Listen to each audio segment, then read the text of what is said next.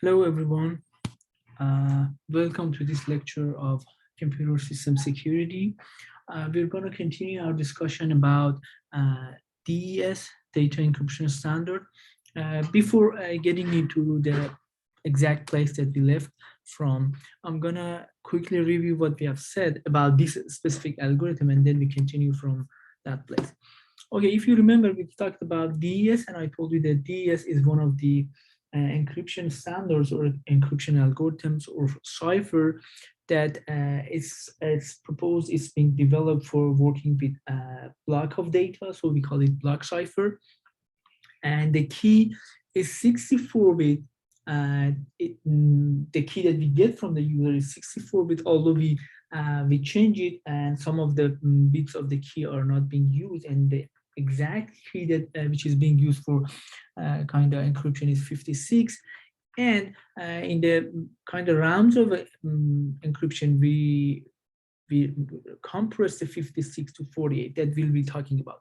Okay, here are the kind of steps that we see in this algorithm. We said that we have an initial permutation. We talked about this initial permutation, and I showed you that what it is, it's basically kind of shuffles the bits that we have in our data. Every bit goes to somewhere. For example, bit number one, which is bit input bit number one goes to bit output bit number 40.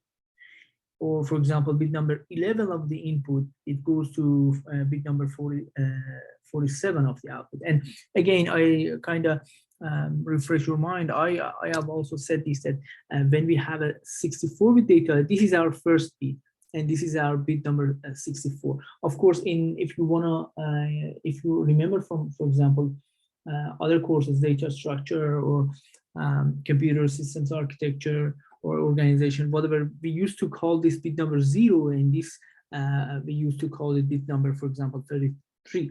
But here in this kind of context, is numbering is slightly different because we want to make it easier. This is bit number 1, our bit number 1, and this is bit number 64. And this is the initial permutation table that it works. And of course, we will be using it in the first step of the DES encryption algorithm. And then we have 16 rounds that we opened up kind of the exact functions that we will be doing in each round. Of course, there are going to be a repetition of the same thing. Here is the architecture. We get the input data, which is 64-bit, and the 64-bit is broken into two parts, 32, left side and right side.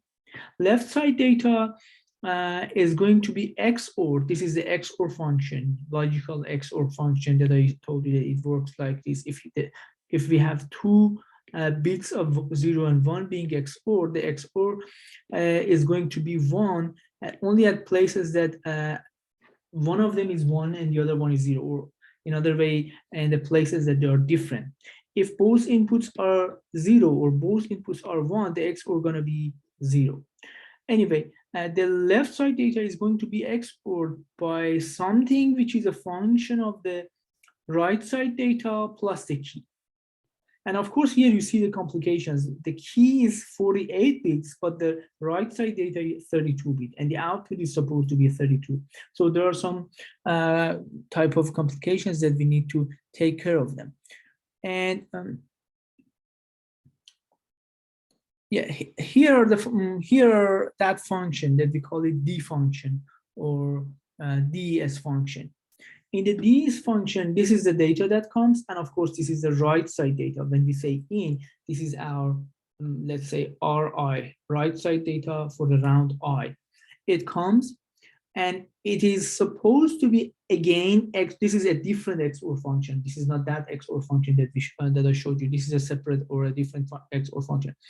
The 32-bit input data or the RI is supposed to be XORed with the key, but the key here is 48 and my data is 32-bit. So there is a need for expansion.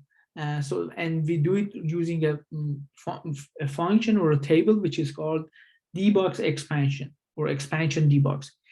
And the way it works, it is based on this table that we talked about it. We talked about the details. And what it's doing is basically repeating some of the bits. So bit number 1 of the input data, this is basically RI, input data site I. This bit number 1 of our RI is being used here at bit position number 2. You see here bit position number 2. This is bit 2 of the output, and also is being used here at bit number 48. So the first bit is used at two different places. One time here appears here, and one time appears here. So this way we are somehow repeating some of the bits, and also this bit, for example, is being repeated. This bit is repeated, and so on. All of these are being repeated. And this way we expand the 32-bit data and get a 48-bit data out of that. And this is what we are doing. We are basically expanding the data by repeating some of the bits. So this way we get the 48-bit data here. And now we are at the situation we have enough information to be able to export the 48-bit expanded data or expanded RI and the key at the round I. So these two can be now export. Of course, this is a bitwise XOR operation. For example, it means that, let's say this is your expanded RI. So the RI expanded, of course, this is not the basic RI. If the expanded RI is something, I'm just writing the last, let's say 3 bits. And if this is the key I, again, this is a 48, both of them are 48 bits. And the last 3 bits are, let's say, 0, 1, 1. When we export them bit by bit, these two are being exported, 1 and 1 are being exported, and we get 0. 0 and 1 are being exported, we get 1. 1 and 0 are being exported, and we get 0. So and we repeat kind of this operation for all 48 bits, and we get a 48-bit data here, which is the export version of the key and the expanded RI, expanded input right. Okay, the next thing is SBox, which if you notice here, it gets 48-bit data and returns 32 bits. So it kind of compress the data at the same time. So we're going to talk about the SBox, and here we're we left. We kind of ended up talking about SBox. Okay, what SBox is? It is basically a set of, first of all, S stands for substitution. So SBox means substitution box. There is a box that we refer to, which is basically a table we refer to based on the data that we have, and we read something. This is, if I want to just show you one of the, or some of the SBoxes. Here are 4 of the SBoxes that we have for DES encryption algorithm. You see, it's a table of 16 by 4. We have 16 columns, start from 0 to 15, and then rows 0 to 3. And at each of these cells, you see a kind of number, a hex number. These are hex number. These are written in hex. All of them are.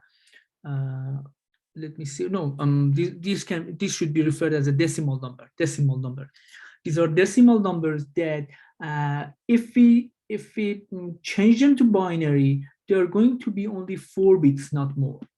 So every cell needs 4 bits. For example, here it says 02, 02 in binary, 0010. 15 is 1111. Maximum number you find here in all of the SBoxes is 15. You don't see anything more than 15. So the maximum number we get is 1111 in binary, which is 4 bits. So SBox, each cell of the SBox, which of course we have not only 1 SBoxes, we have 8 SBoxes, but every cell of each of our SBoxes has a number which is basically a 4-bit binary value. So based on the input data, we go to one of these columns and one of the rows and pick the number and substitute this value, the value of the cell, with the value that we had. Okay, it works this way. Again, let me refer here. This is the 48 bits data that we get. I've just got from the XOR of key and expanded RI. This 48 bit is going to be applied to the inputs of the SBox. Of course, 48, you have 48. If you divide it between 8, 1 to 8, each of us gets 6 bits data. So you see, the first 6 bits of our 48, bit number 1 to bit number 8, is going to be applied to the SBox number 1. Bit number 1 to bit number 6. I told every 6 bits. Bit number 7 to 12 is going to be applied to SBox number 2, and so on. Here we get bit number 43 to 43 to 48, which are being applied to SBox number 8. So we apply a 6-bit number, we get a 4-bit number. We find that the input is a 6-bit value, the output is going to be a 4-bit. So now you understand how the 4-bit input of the SBox is going to be compressed to 32-bit, because for every SBox we apply 6 bits, but what we get as the result, as the output, is going to be only 4 bits. And here's how we use the 6-bit data. For example, bits number 1 to 6. So this is of course SBox number 1, because we are talking about bits number 1 to 6. Out of these 6 bits, bit 1 and 6 are used to determine the row that we want to look at. If these 2 bits are 0 and 0, we go and we look at row 0. If these 2 are 0, 1, we look at row 1. If they are 1, 0, which are again binary numbers, these are binary numbers, 0, 0, 0, 1, 1, 0. Of course, all of you know, I just want to kind of make it clear. This is a binary of 0, binary of 1, binary of 2, and binary of 3, of course, in 2 bits. 2-bit binary numbers. So if these 2 are 1, 1, we go to and we look at the last row of that specific SBox, which in this case is a SBox number 1. Okay, but other than row, we also need to specify the column. The 4 middle bits, bit 2, 3, and 4, are being used to address the column. Which column we want to look? If these all are 0, we look at the column 0 of that specific row. And we, of course, now we are pointing to a specific row and a specific column. So this is going to be the cell that I want. The value at this cell is what I need. I take that value and put it at the output. Here in this example, we are pointing to this cell. So based on that, I can say that it should be row number 1. So this should be 0, 1. And column number 1, 0, 1, 2, 3, 4, 5, 6, 7. So it should be 0, 1, 1, 1. So this is the input that if we apply it to the SBox number 1, we get the value of this specific cell. Whatever in this cell is going to be kind of outputted, is going to be not printed, is going to be put on these pins, and we read that value, and now we are substituting this 6-bit value with this 4-bit value.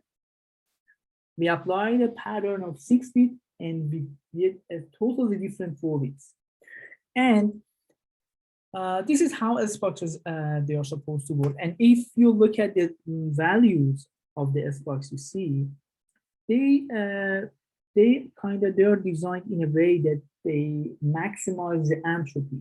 This is a pure kind of theoretical point that we don't have time to go in that. But S boxes, filling the S boxes is not just people they just came in or developers just came and filled it randomly. No, they fill the S boxes in a way that maximizes the entropy. If you look, there is a very in all of them there is no relation between the kind of adjacent cells. Or this is 9, for example, which is binary is this one, and 14 in binary is this. There are many bit differences between these two. Many of the bits are different. So the Hamming distance is high, and it means that the entropy is high. And it means that if I point to this cell, I'll get something. If I point to the very adjacent cell, I get a totally different value. So the substitution, if I point here, it gives me something. If I point here, it gives me a totally different thing. Remember, we said we need two basic kind of property for encryption algorithm. One of them was diffusion. And we said that changing one bit should change many bits at the, changing one bit in the plain text should change many bits in the ciphertext. That's S-boxes are one of the reasons that they help toward that. If one bit changes, so you used to, for example, you used to point to this cell, and only one bit has now changed. So probably you point to the cell right next to that, maybe here or here or here or here. Only one bit has changed, but the output that you get is very different. 3 and 4, they have 2-bit difference. 6 and 4, they have 1-bit difference. Again, 3 and 4, 5 and 4, and you see some differences in when only one bit has changed. Okay, and again, the last thing that I'm gonna say is, if you look, like I said, we apply 48 bits of input. Every 6 bit of that is going to be applied to a separate S-box. So we have 8 different S-boxes for DES encryption algorithm. They came up with 8 different S-boxes. So the first 6 bits is going to be applied to table 1 or to substitution box 1. And the last 6 bit or 6 bits, they are going to be applied to the last substitution box, which of course, again, it's good for entropy. It helps us toward that diffusion property. And here are the S-boxes.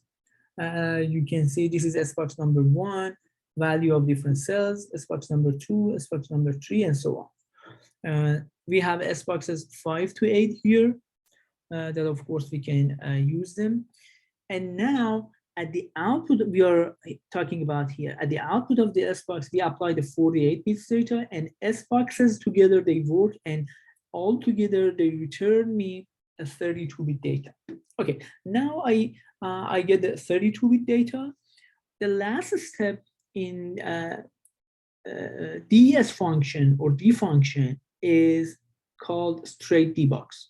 Straight debox is another or a type of permutation. Permutation means just shuffling the bits or displacing the bits. So, and like you see here, it takes a 32-bit and return a 32-bit. So there is no compression or expansion. You apply the same length, you get the same length, 32-bit, 32-bit. And the way it works is based on this table. Bit number 1 of the input, again, if this is, for example, the 32-bit that we say this is bit number 1, all the way, this is bit number 32. This is the input, and we get something at the output that the output is also 32 bits.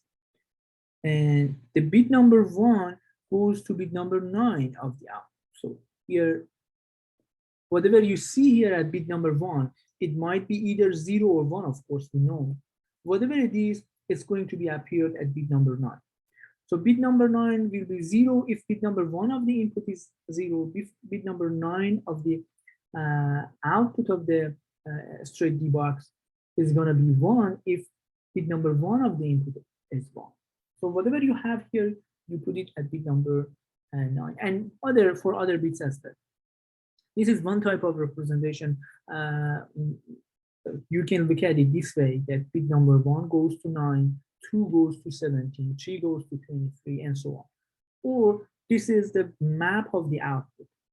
This is basically the output. This is the first byte of the output, second byte of the output, third byte, and fourth byte of the output. And if you look, the first byte of the output comes from bit 16.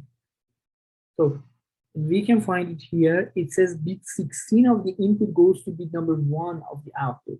Or this is a different kind of, this is input to output mapping, and this is output mapping.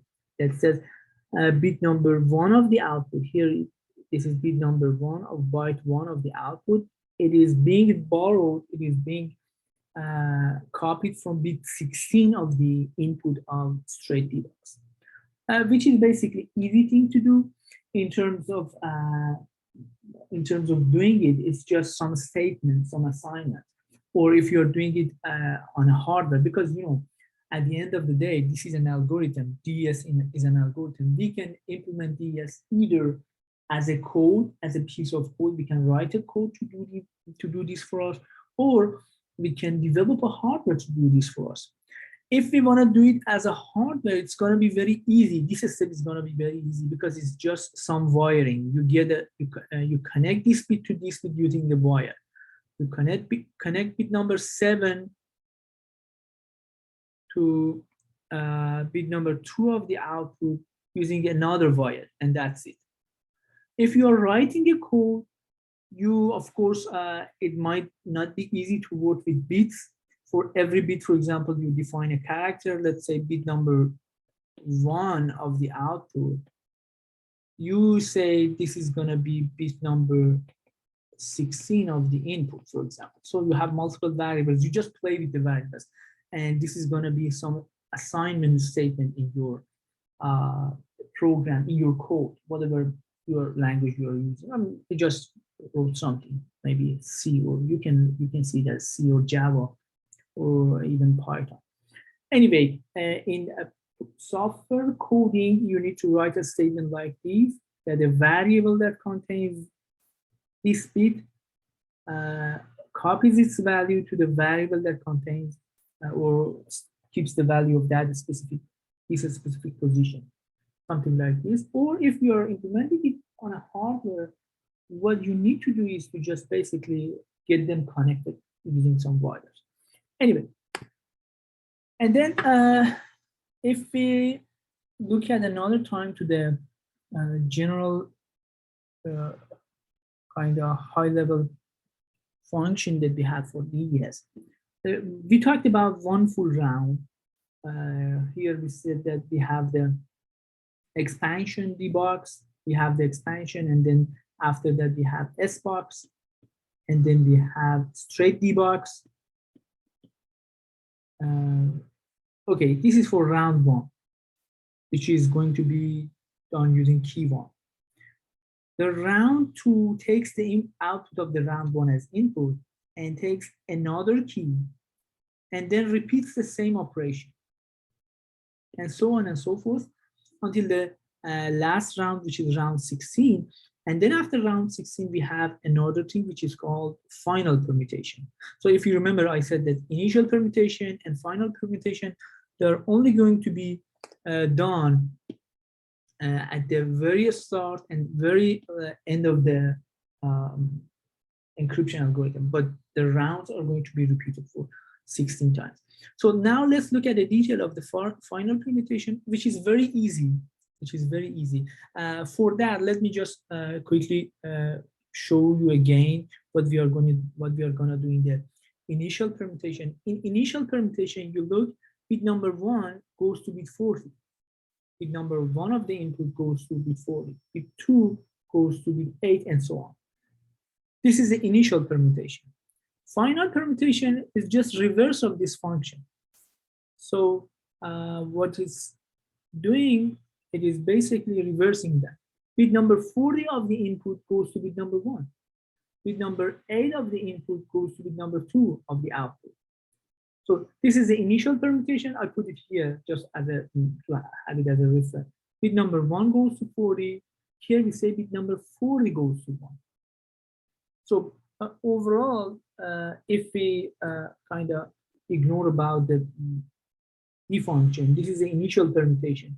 You get bit number 1, it goes to bit number 40, and then finally in the final permutation, you return 40 to 1. So if we consider initial permutation and final permutation together, they're going to cancel out each other. That's why sometimes people call final permutation initial permutation to the power of -1 or reverse initial permutation, because they are just canceling each other. There is no kind of specific scientific reason for why developers have used initial permutation and final permutation, considering the fact that they're canceling each other. There is no scientific reason. There are some kind of argument that people they say, okay, that this might be the reason, and that I'm going to just tell you. This type of operations, it makes sense because like I said, you do some type of permutation in the initial permutation, you somehow shuffle the bits, you scramble the bits, and then you have the actual encryption, which is a D function. And then in the initial final permutation, you just kind of cancel what you have done in initial permutation. So basically people say this is probably for safe grounding the actual encryption from being from some type of hardware related attack. Because if I somehow try to look at bit number 1 here, this bit number 1 is not basically bit number, or bit number, let's say for example 42 here.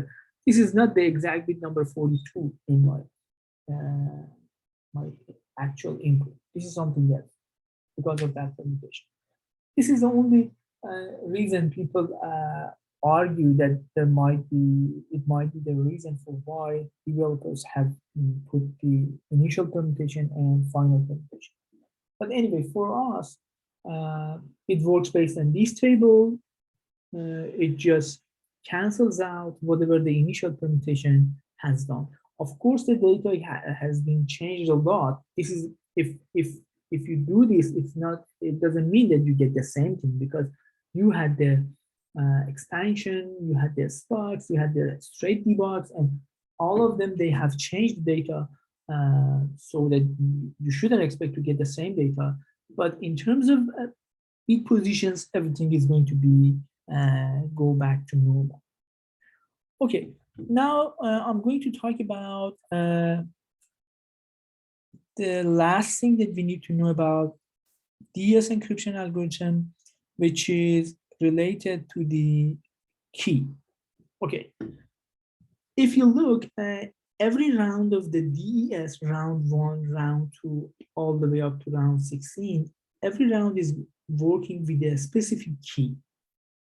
Although we get a master key from the user, this is the master key that user kind of gives us as a key for the encryption.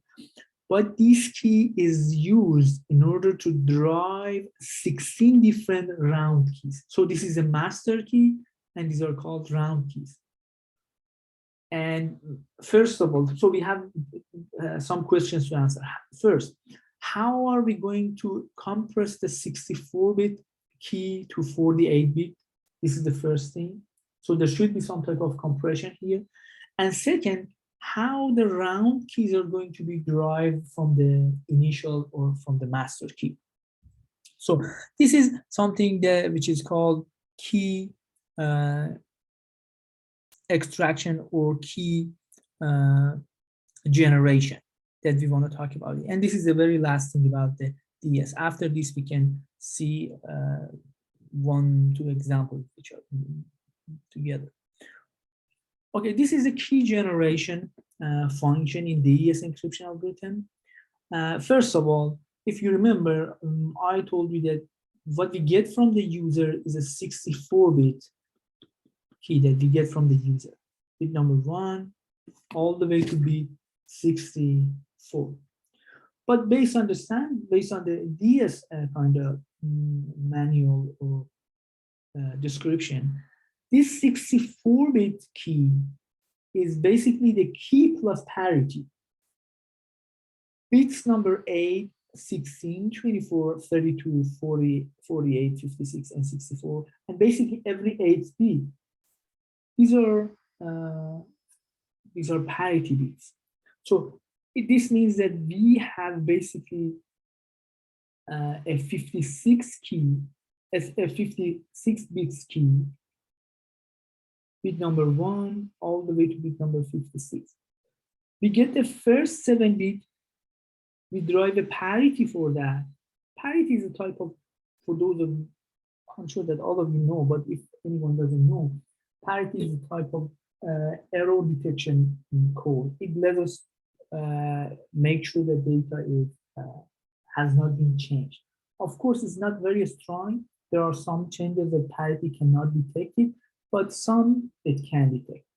So you get bit number 1 to 7, you generate 1 bit parity for it, you append it, so this is bits number 1 to 7, you append another bit as parity at position number 8.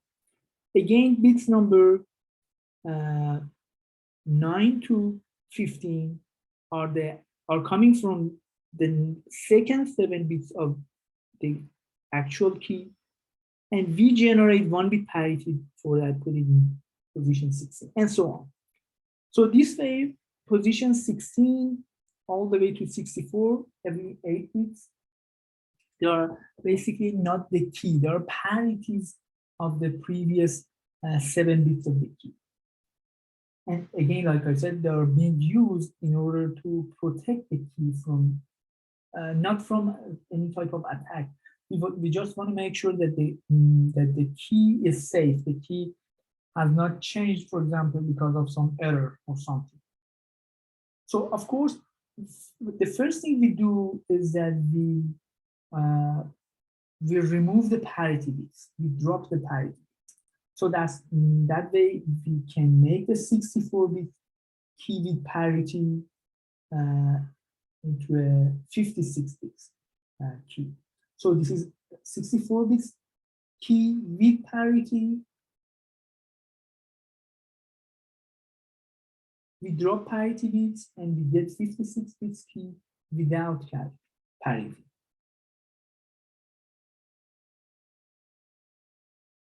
Okay, we have a 56 bit.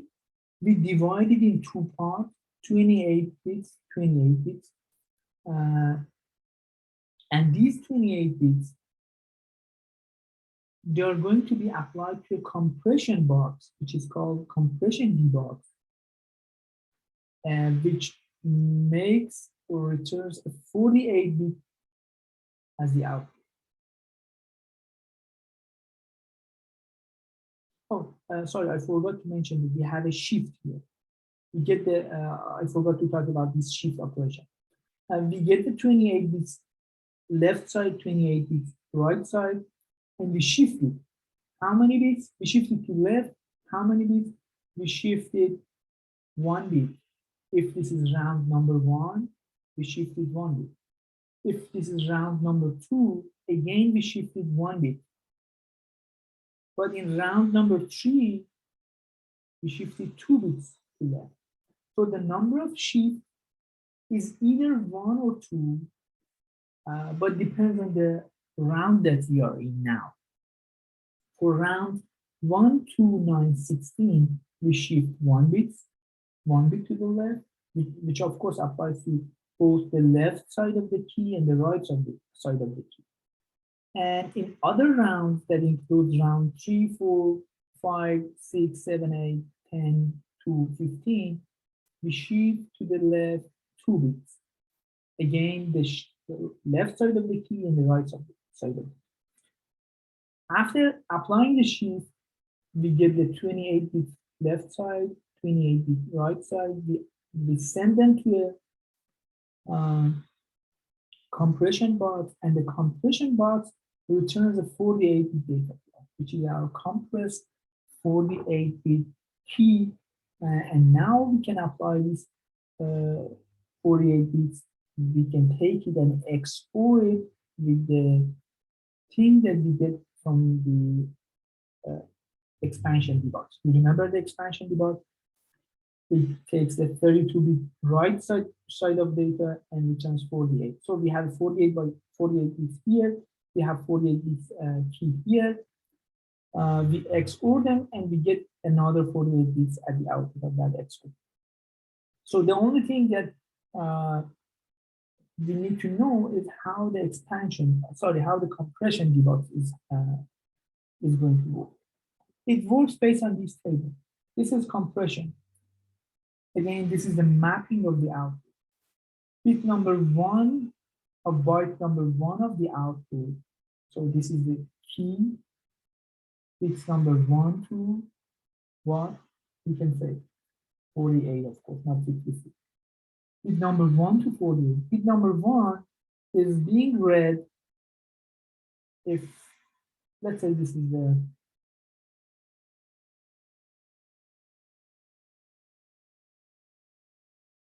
a key. Bit number 14 is going to be determine the bit number 14 of the kind of expanded key or the original key, which is 56 key. Bit number 14 of that is going to be written to bit number 1 and makes bit number 1 of the shortened or compressed 48-bit key. If you look at this table, some of the numbers from 1 to 56 are missing. Some of them are not here. Because we are doing the compression. Some of them are not being used, and that way we make the 56-bit key to compress it to 48 bits. And that helps us for the key compression and key generation. Okay, the key is going to be generated based on what you see here. And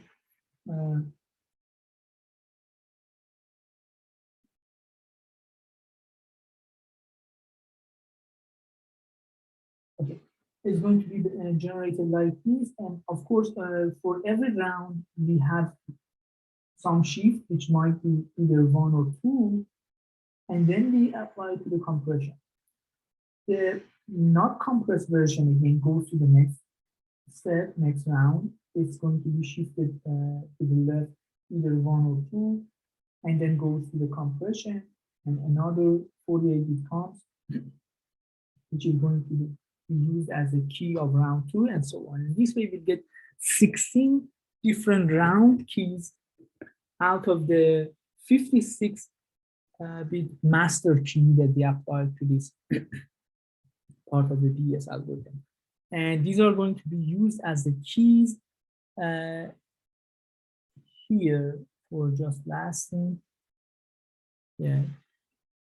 They're going to be used as these keys, key number 1, key 2, all the way to key 16.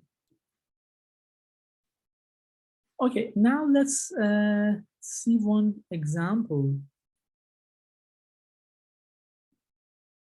Here is an example about DS encryption algorithm that at the same time it shows us the avalanche effect. If you remember, we talked about two properties, diffusion and confusion. Diffusion, we said if you change 1 bit, it should, in the plain text, it should affect at least half of the bits of the ciphertext. So here we get 2 plain texts, and of course these are in hexadecimal numbers, and every digit that you see here, it should be interpreted as a 4-bit. So for example, that 0 in red is 0, 0, 0. And then after that, you see 2, which is 0, 0, 1, 2, and so on. So you see 16 of these hexadecimal numbers, 16 times 4, it gives us 64 bits of our plain text. So this is plain text number 1, and this is plain text number 2. And if you look, they're exactly the same. The only difference is in the first digit, and which for this one is 0, and for the second one is 1, 0, 0, 0, 1. So I'm writing the binaries for you to see that when it comes to binary, the difference between 0 and 1 is only 1 bit, not more. So they only differ in 1 bit. So these two plain text, they have only 1 bit in different. So we apply these two as inputs. At the end of the first round, we get these. If you look, almost everything is similar in these two. The only thing which is changed, yeah, in the first round, we don't see any change. In the second round, though, yeah, here is the only difference in the first round.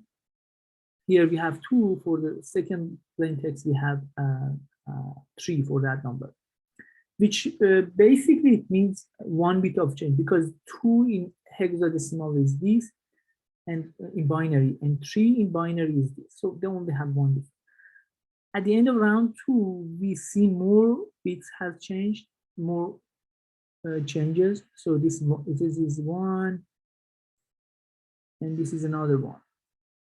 In round 3, we see more bits, because these bits are being changed. The changes are being increased. Let me put it this way: the changes are being increased because we refer to different S boxes. These 2 bits, for example, these 2 digits that they have only 1 bit difference, they refer to 2 different cells in the same S box. And the value that they get from those S boxes are totally different. For example, one of them gets 4, and the other one gets, let's say, 9. And when you look, 4 is this, 9 is this. Now they have 3 bits in difference. 1 bit different, 1 bit difference, because of referring to S boxes, it just changes to 3 bits of difference. And that 3 bits, next time in the expansion, it affects other bits. So it works like avalanche. That's why they call it avalanche effect. So in round 2, and so on, if you follow, this is going to be the output or the cipher text for these 2 plain text. And if you look, almost everything is here different. This is the only kind of hex that I see there same. Other than that, everything is different. So we only have 1 bit different, and here we get only 4 bits similar. Other than that, all of them. Of course, I can't say that there are only 4 bits similar, because here, for example, if you write B, this is B, and this is 0. So they have 2 bits of 0, but many of them are different. More than half of them are different. So this is the avalanche effect that we talked about it. And here is the second example at which we get the same plain text. What we change here is the key. We apply 2 different keys that, again, they only have 1 bit difference. And the output is going to be the same. We see the avalanche effect again. Many bits of the 2 output or the 2 ciphertexts are different, and which means that that diffusion property is satisfied. Okay, I'm going to give you an assignment. At which you are supposed to do one round of the encryption algorithm, DS encryption algorithm, of course, by hand manually, and return me their values and put them, write them in the blackboard. So wait for that assignment. And for today's code, please use this number for today's attendance code, as is the same. It's going to be case sensitive, for use it, please, the same way. Thank you. Okay, now I'm going to talk about the two more things in the time that I have. First of all, I'm going to talk about brute force attack on DES. In the brute force attack, this is kind of contest which is developed by RSA Security Incorporation. This is a company that they wanted to show in 80s that they started from 80s. They wanted to show that DES is not secure enough. So they define the brute force attack like this. They say, I give you text, plain text M1, and the cipher text C1. Of course, you don't know the key. And again, I give you plain text M2 and the cipher text C2. Again, the same key, but the key is unknown to you. Okay, how many times you need to find the key? So basically, you apply the text M1 and you try different keys and you try to get the same thing as C1 or the same thing with C2. This is, of course, a brute force attack. They have provided 4 plain text and 4 cipher text. And they said, okay, go and find the key. When they did this kind of contest in 1998, what they need was using EFF machine. They needed 3 days with a cost between 250,000 Ks to be able to break or find the key. In 2006, they could do it. They broke the algorithm at this time also. But in 2006, they did it way faster and way cheaper. They did it 7 days on 120 FPGAs. FPGAs are, of course, in terms of performance, very weaker cheats, but they showed even that they can even break the algorithms using some FPGAs. So that was used to show people, to kind of convince people that, okay, having 56 bits for the key is not that strong. We need to go to a higher number of bits for the key, 128 or 272, or that needs way more days for being attacked. Based on this and other, of course, research experiments that people have done, another version of DES was developed and proposed, which is called triple DES or 3DES. It is a very kind of nice reapplication of DES. It was a standard in 85, and what it's doing is this: it takes the plain text, it encrypts the plain text using a DES with key number 1. What you get, you call it A. This is, of course, a ciphertext with respect to key 1. You decrypt these using the same DES algorithm, but a different key number 2. Of course, that decryption is not going to give you the initial or the plain text, but you get some other data, you call it B. Now you do another round of DES using a different key 3. And that, what you get as the output is called the actual ciphertext. And if you want to decrypt it, you should do a reverse path like this. You first decrypt using key 3, and then you encrypt using key 2, and then decrypt using key 1, and you get the plain text. So this is basically the function that it performs. It encrypts the plain text using key 1. What it gets, it decrypts it using key 2. What it gets, it encrypts it using key 3. And that's the final text that we get, final output that we get before the ciphertext. And this way they could expand the key space from 56 bits to 168 bits, which is pretty interesting. So they could expand the key space from 56 to 168, which is pretty interesting. And of course, it's very stronger than normal DES.